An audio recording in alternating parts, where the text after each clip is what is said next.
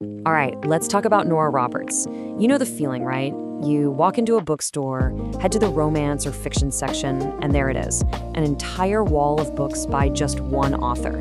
It can be, well, a little overwhelming. Today, we're going to break it all down and give you a roadmap. So, to really wrap our heads around this, let's start with a number.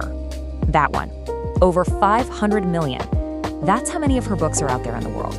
I mean, 500 million? That's not just successful, that's a global phenomenon. Puts her in a super elite group of writers for sure. And how do you even get to a number like that? Well, simple. You write a ton. We're talking more than 200 novels. Just let that sink in. 200. It's not just being a fast writer, it's like she's built an entire literary universe, all from her own imagination. So yeah, that brings us right to the big question, doesn't it? When you're staring at a mountain of over 200 books, where in the world do you even begin? It feels almost impossible, but trust me, it's not. We've got a plan, a map to help you navigate it all. Okay, so before we jump into the what to read list, I think it's really important to get into the why. Like, what's the secret sauce? Why do millions and millions of people love her books? Because once you get her style, you'll see it's not really a formula. It's more like she's just a master at her craft. So at its core, you're often going to find this classic structure. You know the one. Boy meets girl, things go wrong, and then they get back together. And yeah, I know what you're thinking. Sounds pretty standard.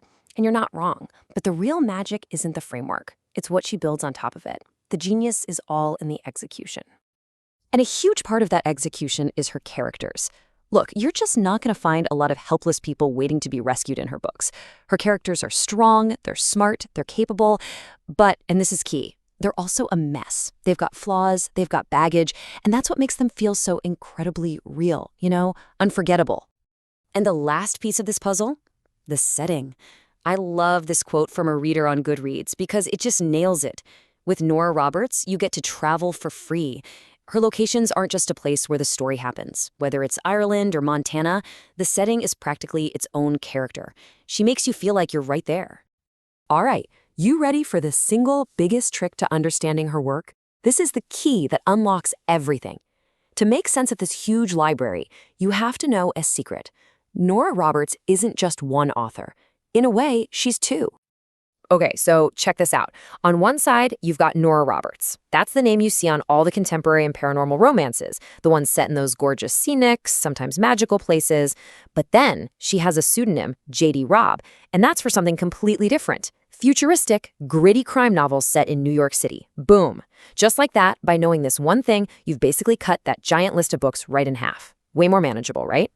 So let's start with the Nora Roberts side of things first. This is her home turf, the signature romance stuff. But even within this world, you've got a couple of choices depending on what you're in the mood for. First thing to know is that a lot of her books are standalones. You can just grab one, read it, and you get a full story. No strings attached. But she's also famous for her series, usually trilogies or longer family sagas. And for those, it's super important. You have to read them in order. Start with book 1. Trust me, you'll want that full journey. Okay, so where to jump in? We put together this little guide based on what readers on sites like Goodreads are always recommending. So, if you're into magic, witches, that kind of supernatural vibe, go for the Three Sisters Island trilogy. It's a classic starting point. If you're more about big, messy families and small-town drama, you have to check out the Chesapeake Bay saga. And if you want that iconic Nora Roberts Irish charm, look no further than the Gallaghers of Ardmore.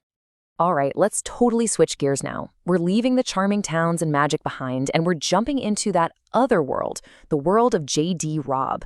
And this isn't just a handful of books. Oh no, this is its own massive, sprawling universe that has had a diehard fan base for decades. So welcome to the In Death series. It's called that because, well, every single book has In Death in the title. Here's the deal. We're in New York City, but it's the 2060s.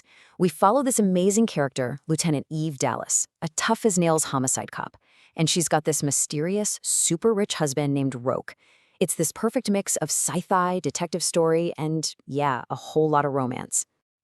Now, get this. We're not talking about a trilogy here, not a 10-book series. The In-Depth series has, wait for it, over 60 books. 60! And it's still going! It's this incredible, massive story that people have been following for years, watching these characters grow and change in almost real time.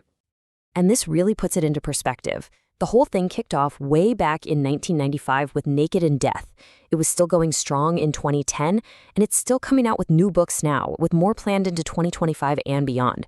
I mean, that's 30 years following one story. That is just a monumental achievement. So there you have it. That's the roadmap. It's way less intimidating now, right? You've got 3 clear paths. You can pick up a standalone Nora Roberts romance for a quick, satisfying read. You can dive into one of her trilogies for something a bit more involved. Or you can go all in and start the epic, futuristic journey with J.D. Robb.